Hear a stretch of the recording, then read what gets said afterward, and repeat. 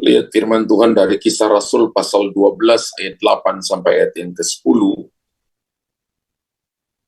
Kisah Rasul pasal yang ke-12 ayat 8 sampai ayat yang ke-10. Lalu kata malaikat itu kepadanya, ikatlah pinggangmu dan kenakanlah sepatumu. Ia pun berbuat demikian. Lalu malaikat itu berkata kepadanya, kenakanlah jubahmu dan ikutlah aku. Kenakanlah jubahmu dan ikutlah aku. Lalu ia mengikuti malaikat itu keluar, dan ia tidak tahu bahwa apa yang dilakukan malaikat itu sungguh-sungguh terjadi. Sangkanya ia melihat suatu penglihatan. Setelah mereka melalui tempat kawal pertama dan tempat kawal kedua, sampailah mereka ke pintu gerbang besi yang menuju ke kota. Pintu itu terbuka dengan sendirinya bagi mereka. Sesudah tiba di luar, mereka berjalan sampai ke ujung jalan, dan tiba-tiba malaikat itu meninggalkan dia. Ini merupakan satu penglihatan yang luar biasa yang dialami, suatu kenyataan iman, mujizat yang dialami oleh Petrus ketika ia ditangkap karena memberitakan firman Tuhan. Dan Alkitab katakan bahwa dia dibelenggu, pintu-pintu penjara tertutup di depan matanya. Tapi ketika dia berdoa, maka intervensi ilahi dia nyatakan dan Tuhan mengirimkan malaikatnya untuk menolong dia. Seperti yang Tuhan Yesus katakan sudah lakukan untuk Petrus, saya percaya bahwa Tuhan juga akan melakukan bagi kita. Tuhan yang sama akan melakukan, membuka pintu-pintu mujizat bagi saudara dan saya. Berapa banyak Anda yang percaya bahwa Tuhan yang sama yang membuka pintu mujizat yang terjadi untuk Petrus juga akan terjadi bagi saudara dan saya. Tapi rahasianya kita belajar dari apa yang tadi kita baca di atas dalam Kisah Rasul pasal yang 12 ayat 8 sampai ayat yang 10. Kita belajar bahwa hal yang pertama yang kita bisa belajar adalah Petrus datang dengan hati yang miskin di hadapan Allah. Miskin di hadapan Allah itu artinya bukan karena nggak punya uang, bukan nggak boleh punya rumah, bukan nggak boleh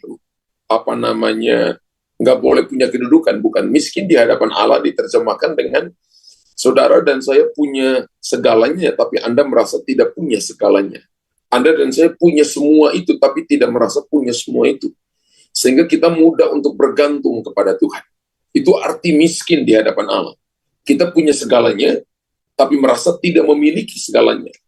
Kita memiliki kedudukan, tapi tidak merasa itu milik kita. Kita percaya bahwa itu cuma kepercayaan yang diberikan kepada kita, itu anugerah yang diberikan kepada kita untuk kita bisa ada di situ. Kita punya kekayaan, tapi tidak merasa bahwa itu milik kita. Seperti Petrus, biasanya dia hanya mengikuti Tuhan. Orang yang merasa bahwa semua yang ada pada dia itu milik Tuhan, akan mudah mengikuti Tuhan.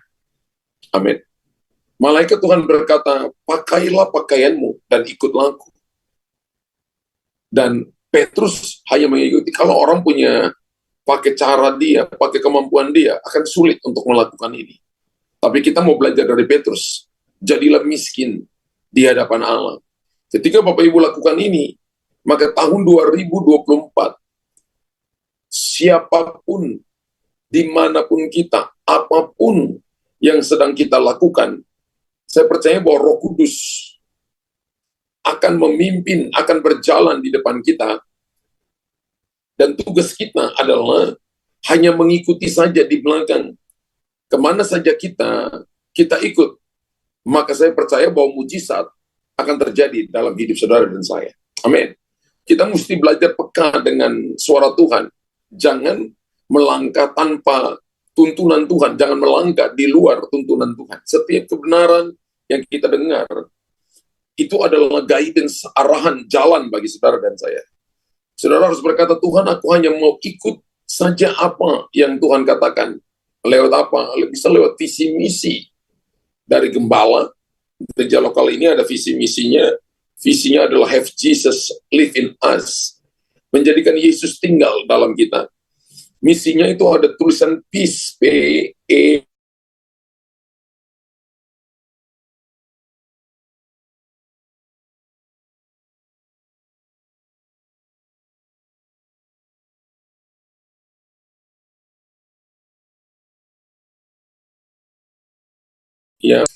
misi yang jelas, kita punya nilai, ada tulisannya royal, ya, ada tulisannya royal, ya, responsibility, kemudian obedience, youth, ability, and love.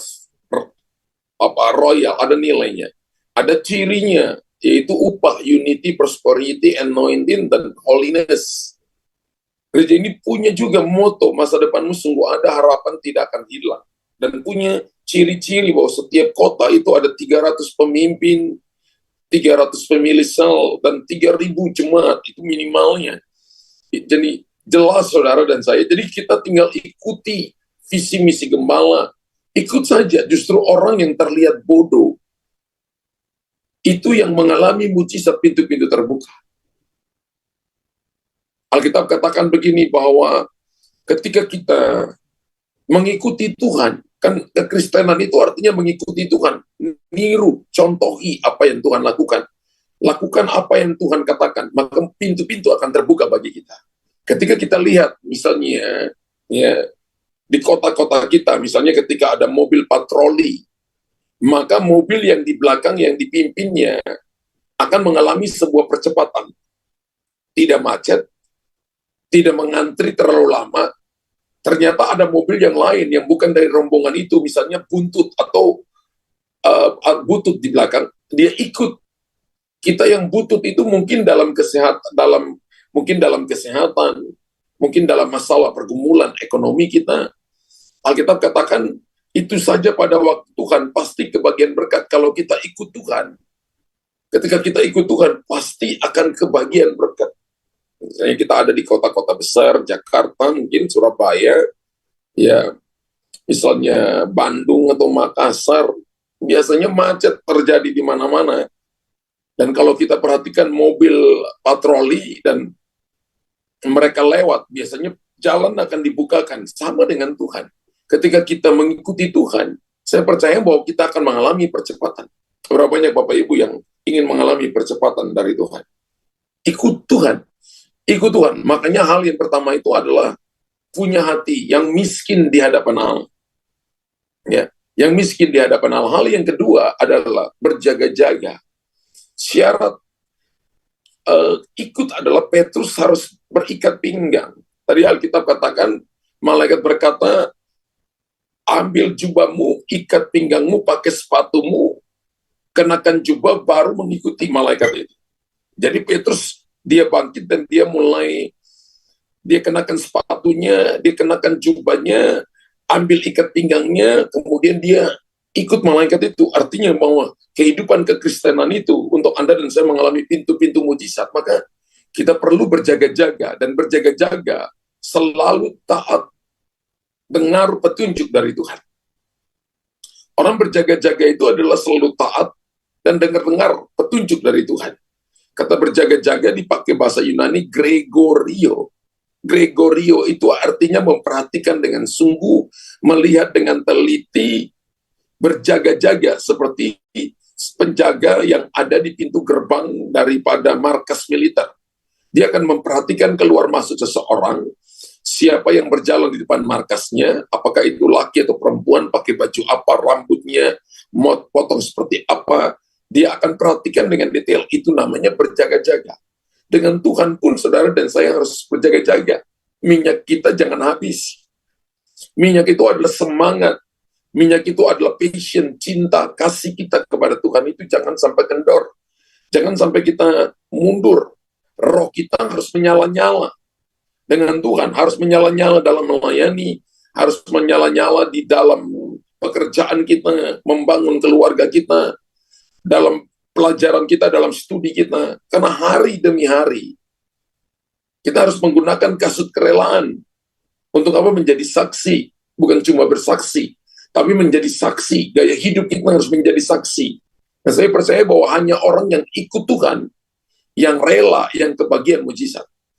Ketika kita ikut Tuhan, maka saya percaya bahwa kita akan kebahagiaan mujizat. Saudara dan saya melayani Tuhan. Ketika kita melayani Tuhan di gereja, mungkin gereja nggak kasih kita apa-apa, ya. Kalaupun mungkin kasih persembahan kasih, mungkin hanya itu ongkos transfer misalnya untuk kita bisa ganti ongkos transfer. Tapi saudara dan saya akan kebagian bagian yang lain, pintu mujizat, pintu-pintu akan terbuka, pintu pelayanan akan terbuka, pintu pekerjaan akan terbuka, pintu studi akan terbuka, akan ada kemudahan yang saudara dan saya rasa sekalipun Anda mengalami masalah persoalan. Kenapa? Karena itu bagian daripada berkat pelayanan yang saudara dan saya terima daripada Tuhan. Karena itu kita nggak boleh sombong, saudara. Mungkin keuangan, semua hal keuangan, kekuatan kita katakan bahwa kesehatan kita baik, kita sehat. Kita tidak bisa mengandalkan hal itu. Amin. Kita hanya bisa mengandalkan dan ikut sama Tuhan Yesus saja. Ketika Bapak Ibu dan saya miliki semuanya itu cuma fasilitas. Tapi yang Tuhan mau adalah saudara dan saya harus ikut Tuhan. Setiap hari harus berjaga-jaga. Berjaga-jaga itu adalah bagian daripada doa. Watchman itu adalah panggilan untuk berdoa. Ketika seseorang yang punya hati terus mau datang kepada Tuhan dalam doa, maka saya percaya bahwa dia akan mengalami perkara-perkara supranatural, perkara-perkara ajaib. Orang berdoa itu, setan tidak akan pernah menjatuhkan dia lebih daripada lututnya. Orang berdoa itu artinya dia terkoneksi dengan Tuhan. Pintu yang terbuka itu artinya Anda terkoneksi dengan Tuhan. Anda terkoneksi dengan Tuhan. Anda, saudara dan saya menghadapi masalah, tapi Anda tidak akan pernah kalah. Anda dijepit sampai di jalan-jalan yang sempit buntu, tapi Anda tidak akan dihancurkan. Tuhan selalu punya jalan bagi mereka yang berjaga-jaga, bagi mereka yang punya keintiman dengan Tuhan. Tahun 2024, tahun di mana Tuhan membuka pintu bagi kita. Dan ini bukan pintu tentang kita harus banyak uang, kita akan punya rumah yang baru, kita akan punya mobil yang baru, kita akan punya, bukan cuma itu, bukan berarti kita nggak butuh itu. Tapi tahun 2024 adalah tahun di mana Tuhan membuka pintu-pintu pelayanan bagi kita. Mulai dari rumah kita, mulai dari terobosan dalam komunitas kita, di tempat pekerjaan kita. Tuhan membuka kepada kita pelayanan yang baru untuk kita bisa menjadi saksi dan bersaksi bagi banyak orang. Kita punya keuangan, kita punya kekuatan, kita punya kedudukan. Pakai itu untuk bersaksi dan menjadi saksi. Itu waktu untuk berjaga-jaga, saudara. Sehingga ada banyak orang yang akan diselamatkan dan dibawa kepada Tuhan. Sehingga orang bisa melihat bahwa tahun ini menjadi tahun terobosan. Tahun di mana kita membangun komunikasi dengan Tuhan, keintiman dengan Tuhan. Itu pintu yang Tuhan bukakan kepada kita. Tahun di mana Tuhan membawa kita untuk membuka pintu kepada saudara-saudara kita yang selama ini tidak ada komunikasi yang dibangun dengan rutin. Tapi saudara dan saya bisa membangun di dalam tahun ini. Itu pintu yang dibukakan oleh Tuhan. Dan saya percaya ketika itu dibukakan, maka itu menjadi pintu mujizat yang akan terjadi dalam hidup saudara dan saya. Hal yang pertama tadi, kita harus miskin di hadapan Allah. Mudah untuk berjalan mengikuti Tuhan. Kita harus berjaga-jaga. Dan saya percaya bahwa kalau kita berjaga-jaga, kita akan ikut Tuhan. Dan di mana saja Tuhan suruh kita pergi, apa yang Tuhan suruh kita kerjakan. Ketika kita melakukannya, maka mujizat terjadi. Pintu-pintu itu akan dibukakan kepada kita. Hal yang ketiga adalah bersyukur saja di tengah keadaan yang tidak baik. Ada banyak orang yang ketika keadaannya tidak baik ngomel. Ada banyak orang yang ketika keadaan tidak baik menyalahkan orang lain. Ada kalanya ketika orang dalam keadaan yang tidak baik, ya, sikap hatinya tuh berubah. Dia akan berubah ketika keadaannya baik, kemudian hatinya berubah. Tapi ketika keadaannya tidak baik, hatinya akan mengikuti situasi dan keadaan yang ada. Orang tipikal model seperti begini, orang Kristen tipikal model seperti ini, itu namanya Kristen bunglon. Dia akan berubah berdasarkan warna, di mana dia ada. Tuhan itu sudah memberikan kepada kita warna, dan warna yang harus kita bawa adalah warna kerajaan Allah. Amin. Bapak Ibu tulis di kolom komentar, saya diberikan warna oleh Tuhan, dan itu adalah warna kerajaan Allah. Kita tidak boleh menjadi Kristen bunglon yang berubah berdasarkan warna. Kalau itu hijau jadi hijau, kalau itu putih jadi putih, kalau itu merah jadi merah. Jadi kita berubah dan kita tidak bisa ditebak warna yang tepat kita maunya apa. Nah, orang seperti ini mudah diombang-ambingkan. Dan Bapak Ibu, Saudara dan saya berdoa supaya kita tidak ada di dalam sebuah komunitas yang mudah berubah karena keadaan, tapi kita mudah berubah karena memang Tuhan mau kita berubah. Saya percaya bahwa perubahan itu butuh kerja, perubahan itu butuh waktu, perubahan itu tidak terjadi dengan sendirinya, perubahan itu butuh proses. Dan orang yang mau berubah, maka Tuhan akan pimpin dia kepada pintu-pintu mujizat. Kita lihat di Yunus pasal 2 ayat 1, kemudian ayat 9 dan ayat 10 berkata begini. Ketika Yunus lari dari panggilan Tuhan, lalu kemudian kapalnya dihantam oleh gelombang dan angin yang kencang, sehingga akhirnya orang-orang dalam kapal itu berkumpul, lalu mereka membuang undi untuk mencari tahu siapa yang menjadi masalah sehingga kapal itu diombang-ambingkan dan hampir tenggelam. Kemudian kedapatanlah undi itu jatuh kepada Yunus, dan Yunus berkata, lemparkan aku ke laut dan laut ini akan tenang. Kemudian ketika Yunus dilemparkan, ayat Yunus 2 ayat 1 berkata, berdoalah Yunus kepada Tuhan Allahnya dari dalam perut ikan itu. Tetapi aku, kemudian ayat 9 dan ayat 10, tapi aku dengan ucapan syukur akan kupersembahkan korban kepadamu. Apa yang kunasarkan akan kubayar. Keselamatan adalah dari Tuhan. Lalu berfirmanlah Tuhan kepada ikan itu. Dan ikan itu pun memuntahkan Yunus ke darat. Wow. Yunus dalam perut ikan. Menurut Bapak Ibu, Yunus dalam perut ikan itu Yunus sudah mati ataukah hidup? Tolong tulis di kolom komentar. Ya. Tolong Bapak Ibu tulis dalam kolom komentar. Yunus hidup atau mati?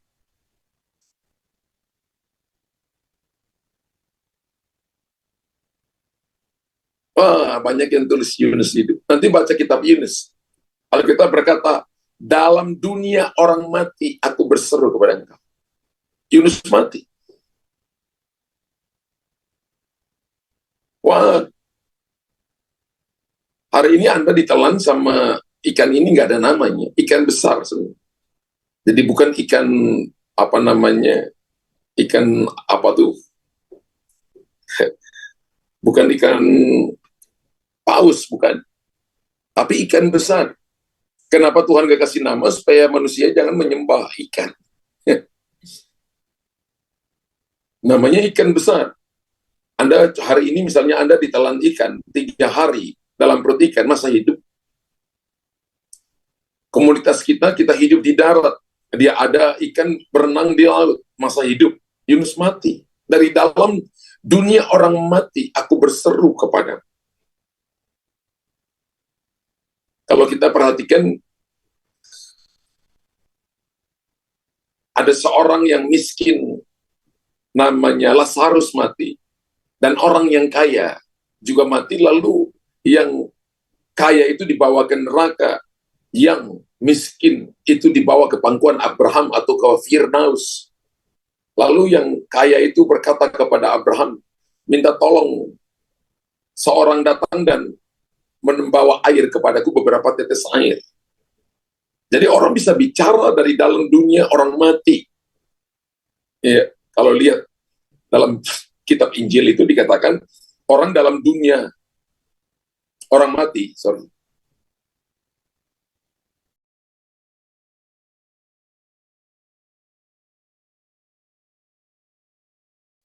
Orang dalam dunia orang mati bisa bicara. Haleluya. Dan Abraham berkata, jarak antara aku dan kamu itu tidak terseberangi. Yang orang dalam neraka berkata, aku punya 5 saudara. Bisakah ada salah satu yang memberitahukan kepada saudara-saudaraku supaya jangan hidup seperti aku? Dia kaya tapi pelit. Dia kaya tapi hanya untuk hedon, untuk menyenangkan diri sendiri. Dan masih ada 5 saudara juga yang kaya. Dan Abraham berkata, sekalipun salah satu daripada kami turun, tetap ia tidak akan percaya, sebab padanya sudah ada 5 kitab yang namanya Pentaukh, 5 kitab Musa. Kita bukan cuma 5 kitab, kita ada 66 kitab. Dari Kejadian sampai Wahyu, Tuhan bicara kepada kita. Yunus di dalam dunia orang mati, dalam perut ikan.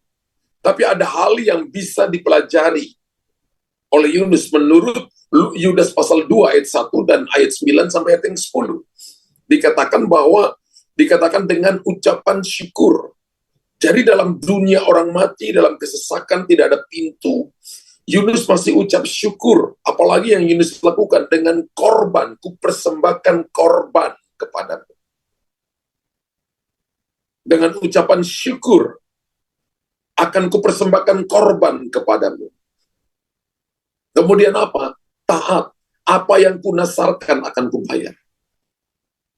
Saudara, 3 hal ini ketika Bapak Ibu dan saya mengalami pintu yang tertutup, maka harus banyak ucapan syukur. Ada banyak orang yang ngomel. Kalau tidak ngomel, statusnya di Facebook, di IG, di YouTube, terlalu banyak orang ngomel. Tapi sebagai anak-anak Tuhan, perbanyaklah ucapan syukur. Bisa melalui media online, orang bisa melihat gaya hidup saudara bahwa kita adalah anak-anak yang tahu mengikuti Tuhan, gaya hidup Tuhan.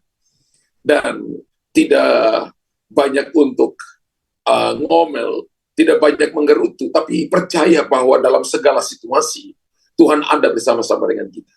Di tengah-tengah dunia orang mati dalam perut ikan itu, Yunus masih bisa bersyukur.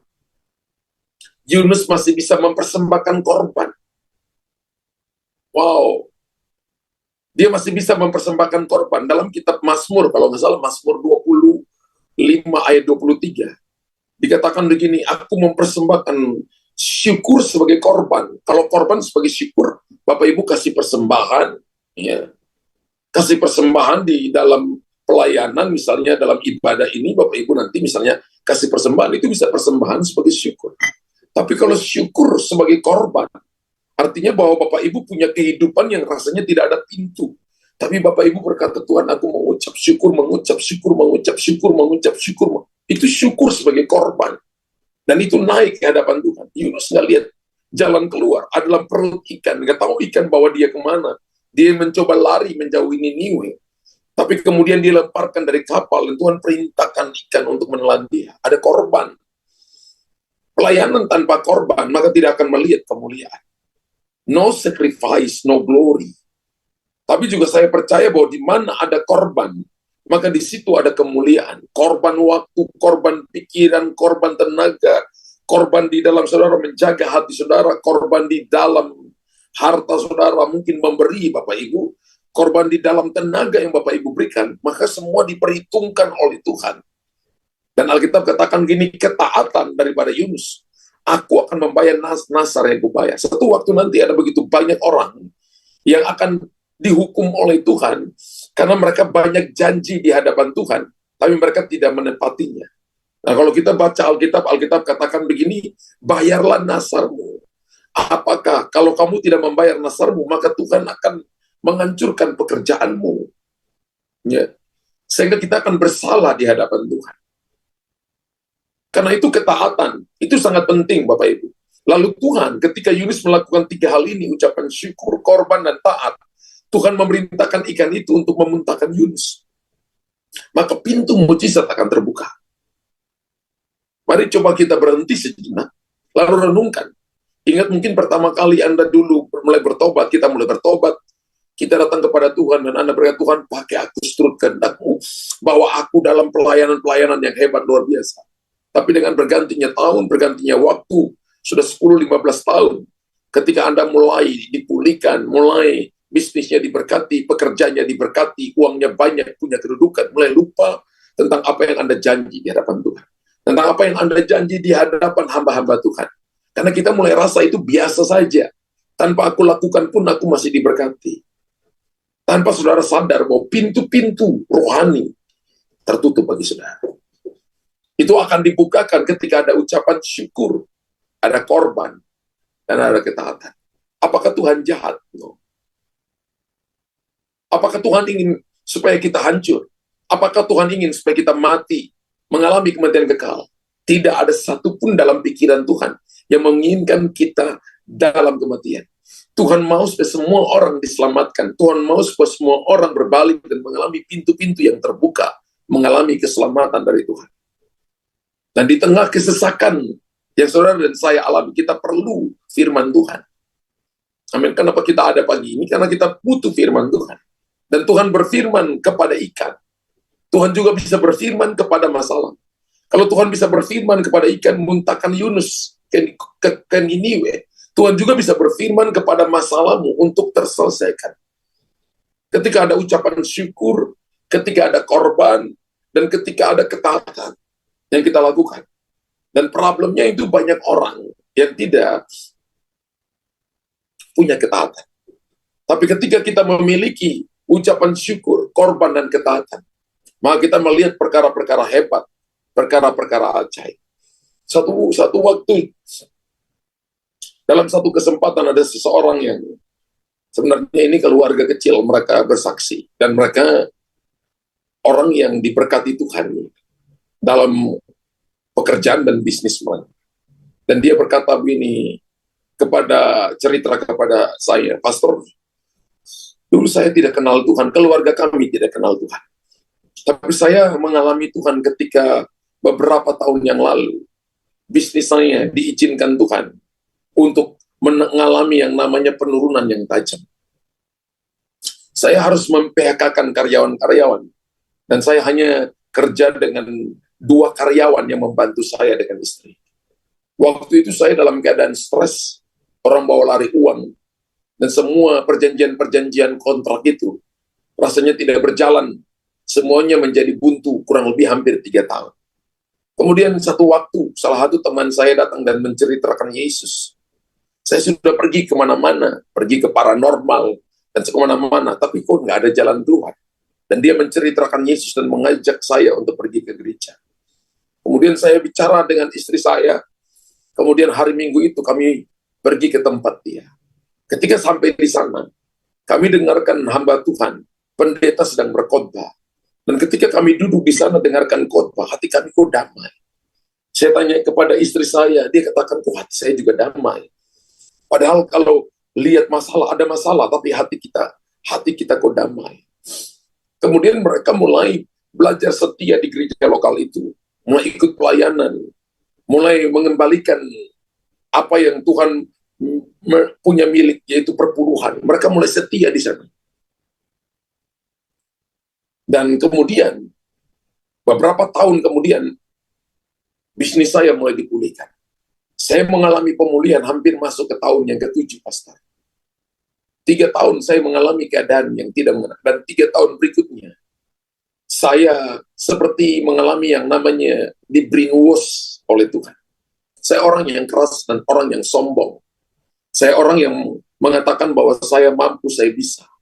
Saya berasal dari keluarga yang punya uang. Tapi ketika masa-masa itu tidak ada satupun yang nolong saya. Saudara-saudara saya menjauh daripada saya. Tapi puji Tuhan, saya punya pilihan yang tepat. Saya pilih Tuhan. Dan hari ini ketika saya datang persembahkan waktu, persembahkan tenaga, mempersembahkan keuangan saya nggak kurang. Tapi saya merasa bahwa Tuhan memberkati saya berkelimpahan. Dan hari ini, saya tetap melayani seperti dulu. Dan satu-satunya alasan saya melayani adalah bukan karena saya cari berkat. Tuhan ubah saya dalam 3 tahun ini.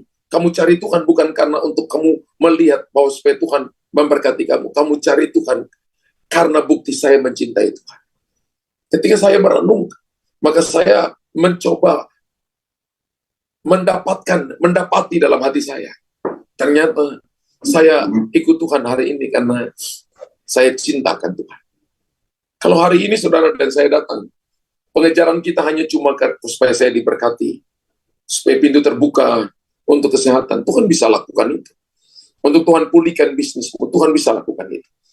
Untuk Tuhan bisa angkat saudara dalam kedudukan, Tuhan bisa lakukan itu. Tapi apakah ketika kita mendapatkan semua itu, Anda masih melayani Tuhan dengan sungguh-sungguh? Anda masih mencintai Tuhan dengan sungguh-sungguh? Bisa saja ada beberapa orang yang terus mencintai Tuhan, mengasihi Tuhan. Tapi ada banyak yang meninggalkan Tuhan.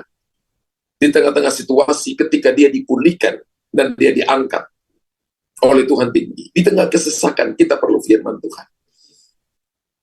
Tuhan berfirman kepada ikan. Tuhan juga bisa berfirman kepada masalah untuk terselesaikan. Dan saya percaya bahwa itu sebuah pilihan. Lakukan saja. Di tengah-tengah kegelapan, di tengah-tengah kesesakan, kalau Tuhan sudah berfirman, maka saya percaya pintu-pintu akan terbuka semuanya. Yesaya pasal yang ke-22 ayat 22 berkata, apa yang aku buka, tidak ada satupun yang sanggup menutupnya. Dan kalau aku tutup, tidak ada satupun yang sanggup membukanya. Bersyukur saja di keadaan yang tidak enak, karena Tuhan ada di sana. Ada sebuah kesaksian, ketika seorang bapak, suatu keluarga, mereka mengalami rumah mereka terbakar habis. Lalu dia datang dengan hati yang sangat pedih. Ketika dia masuk ke kamarnya, dia lihat bahwa tempat tidurnya, spring bed itu juga terbakar. Sampai dia lihat bahwa ada sisanya itu dia lihat, isi dalamnya dia lihat. Dan ketika dia datang dengan hati yang sedih, dia datang dengan menangis. Tapi melalui kejadian itu, ketika dia melihat isi spring bed-nya, lalu dia merenung, melihat yang ia alami, tiba-tiba ia dapat hikmat dari Tuhan. Oh, ternyata isi spring bed-nya seperti ini. Kemudian apa yang terjadi setelah kebakaran rumahnya? Lalu dia memiliki ide untuk membuat usaha spring bed. Dan akhirnya dia berhasil dalam membuat spring bed itu. Ketika dia mendapati spring bed di kamarnya terbakar, dia lihat isinya. Saat ini, ia sudah sukses dalam usaha spring bed. Tuhan kasih dia hikmat ketika rumahnya terbakar. Tapi setelah dia datang ke rumah terbakar itu, setelah apinya padam, dia melihat isi spring bed-nya. Lalu dikasih hikmat oleh Tuhan. Sekarang jadi pengusaha spring bed yang berhasil. Sukses sampai hari ini. Wow. Saya baca sebuah literatur dari Thomas Alva Edison. Ya, Thomas Alva Edison itu adalah penemu balon lampu. Gagal ribuan kali. Satu waktu mereka punya tempat prakteknya itu, laboratoriumnya itu, dikabarkan terbakar. Kemudian dia datang dengan anak laki-lakinya. Dan anak laki-lakinya nangis dan dia berkata kepada papanya bahwa tidak ada harapan. Papanya menepuk bahunya dan menatap matanya. Dan papanya berkata begini, ini bukan gak ada harapan, tapi kita baru memulai kembali. Kamu jangan takut, kita pasti akan sukses. Kalau saudara lihat pintu tertutup, kalau saudara lihat sepertinya tidak ada harapan, saudara harus berkata, kita baru memulai kembali. Tuhan pasti akan menolong kita. Banyaklah berterima kasih. Ya, ada begitu banyak pujian yang bisa kita nyanyikan di hadapan Tuhan. Terima kasih Yesus. Terima kasih Yesus. Kita bisa menyanyi di hadapan Tuhan. Kita bisa bersyukur di hadapan Tuhan. Ada seorang bapak yang harus dioperasi bypass. Dia sudah berdoa, tapi Tuhan bilang, kau belum bersyukur atas keadaanmu saat ini. Kemudian dia berlutut, dia keluar dari tempat tidurnya di rumah sakit. Dia berlutut dan menyanyikan lagu tentang ucapan syukur. Dia mulai menyanyikan berkali-kali sampai dia rasa hatinya ramai. Dan ketika besoknya dia akan di bypass, dia akan diperiksa lagi. Ketika dokter memeriksa dia, dokter tanya begini, Pak, Bapak ini minum obat apa? Dokter seperti heran, saudara. Dokter tanya dia berkali-kali, dia diperiksa 2-3 kali, lalu dia tanya, ada apa yang terjadi? Kemarin saya periksa Anda, hasilnya ada penyumbatan, tapi hari ini nggak ada sama sekali. Bapak minum obat apa? Saudara, hanya di dalam jangka waktu yang singkat, orang ini disembuhkan yang harusnya dia mengalami bypass. Tapi karena dia menyanyi dengan ucapan syukur, maka Tuhan menyembuhkan dia. Dia datang dengan korban pujian, dia keluar dari tempat tidurnya, dia berlutut di rumah sakit itu dan mengangkat tangan bagi Tuhan. Dan Tuhan melakukan perkara-perkara besar. Ketika saudara melakukan perkara-perkara, hal-hal yang seperti ini, ada ucapan syukur, ada korban, ada ketaatan, maka kita akan mengalami perkara-perkara supranatural. Tuhan selalu menepati janjinya. Yunus berkata, nasarku akan kubayar. Salah satu nasar yang harus saudara bayar adalah duduk di kaki Tuhan. Kalau kita mau mengalami janji Tuhan, tepati dulu janji kita kepadanya. Kalau kita mau mengalami pintu-pintu mujizat terbuka, tepati dulu janji kita kepadanya. Ingat, ketika Anda dan saya berdoa, Anda berkata, Tuhan, aku mau. Ketika Anda berkata, aku mau, Anda berjanji di hadapan Tuhan. Ketika Anda datang kepada hamba Tuhan, kepada gembalamu, dan Anda berkata, saya mau pelayanan. Tapi ketika masalah datang bertubi-tubi, lalu Anda mundur, Anda menjauh, Anda pergi, dan sebagainya. Anda harus menepati janji-janjimu kepada Tuhan. Karena ada banyak orang akan dihukum karena tidak menepati nasarnya. Tapi saya berdoa hari ini, saudara dan saya adalah orang-orang yang akan mengalami pintu-pintu yang terbuka. Karena kita melakukan 3 hal ini. Pertama, jadilah miskin di hadapan Allah. Punya sesuatu, tapi tidak merasa punya sesuatu. Yang kedua, kita berjaga-jaga. Berjaga-jaga dalam doa. Menjaga hati kita untuk sungguh-sungguh. Menjaga pikiran kita untuk tetap fokus kepada firman Allah, apa yang Tuhan katakan kita mau lakukan. Dan bersyukur saja di tengah keadaan yang tidak mengenakan. Petrus bersyukur di tengah ketika dia diborgol. Ketika dia ditahan, dia tidak buat kesalahan. Dia tidak membunuh orang. Tapi tetap bersyukur. Dan Tuhan melakukan mujizat, membuka pintu-pintu yang ajaib. Yunus pun melakukan hal yang sama. Lari dari hadapan Tuhan. Dia sudah berjanji melayani Tuhan dengan sungguh-sungguh. Tapi dia lari, membeli tiket dan lari di hadapan Tuhan. Tapi Tuhan mengirimkan gelombang. Tuhan mengirimkan angin yang besar datang. Ada kalanya Tuhan bisa bicara mulai gelombang, masalah, angin masalah. Supaya kita kembali kepada Tuhan. Dan Yunus berkata, lemparkan aku ke dalam laut, maka laut akan tenang. Dan saudara dengar baik-baik ketika dia membayar nasarnya. 1 kali dia mengucapkan sepatah kata dari khotbahnya. 400.000 orang bertobat. Ya. 400.000 orang yang ada di Niniwe itu Irak sekarang, saudara. Bagian dari Irak Utara sekarang. Itu kota Niniwe. Ya, dari rajanya sampai binatangnya disuruh puasa, saudara. Dan ketika mereka puasa, yang Tuhan mau menghukum mereka tidak jadi menghukum. Kenapa? Karena melihat hati mereka berbalik ketika Yunus menyampaikan firman. Hari ini ketika kita membayar nasar kita, maka kita akan melihat pintu-pintu keselamatan, pintu-pintu pertobatan akan dibukakan Tuhan bagi kita. Sehingga nama Tuhan dipermuliakan, nama Tuhan ditinggikan. Amin. Bapak Ibu diberkati Tuhan pagi hari ini. Yang diberkati Tuhan pagi hari ini, bisa tulis di kolom komentar bahwa saya sungguh amat diberkati Tuhan pagi hari ini. Bapa di sorga, terima kasih untuk pagi ini. Materaikan firman. Jadikan firman ini menjadi guidance bagi kami. Kami mau datang dengan ucapan syukur. Kami mau datang dengan hati yang berkorban, dengan taat.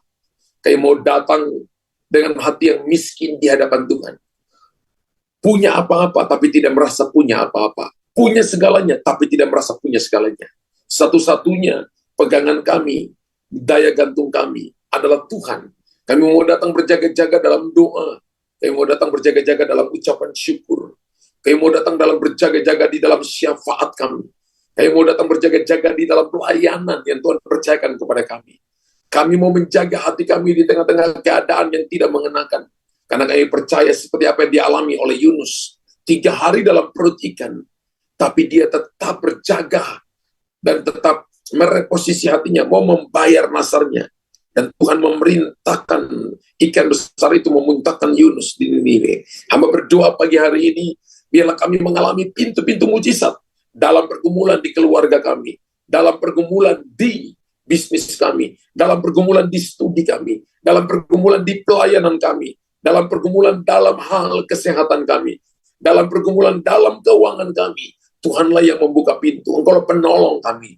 Engkaulah janji yang setia, yang tidak akan pernah berubah. Kami mau meresponi, kami mau mengikuti Engkau seperti Petrus mengikuti Engkau. Kami memakai jubah kami, memakai sepatu kerelaan kami untuk memberitakan Injil damai sejahtera. Kami mau pakai kehidupan Kristus yaitu firman. Kami mau punya ikat pinggang kebenaran untuk menahan seluruh baju pelayanan yang Tuhan percayakan kepada kami. Supaya kami melayani Tuhan dengan sepenuh hati, dengan sepenuh kekuatan kami. Dalam nama Yesus Tuhan, hamba berdoa pagi hari ini, berkati Ibu Yuna pemulihan mata dengan sempurna, sembuh dan pulih dalam nama Yesus. Anugerah Tuhan turun bagi Ibu Yuna, kekuatan Tuhan berikan kepadanya. Tetap ada dalam anugerah-Mu, tetap ada dalam kebaikan-Mu. Dalam nama Yesus Tuhan, dalam nama Yesus, haleluya. Amin, amin, amin, amin, amin.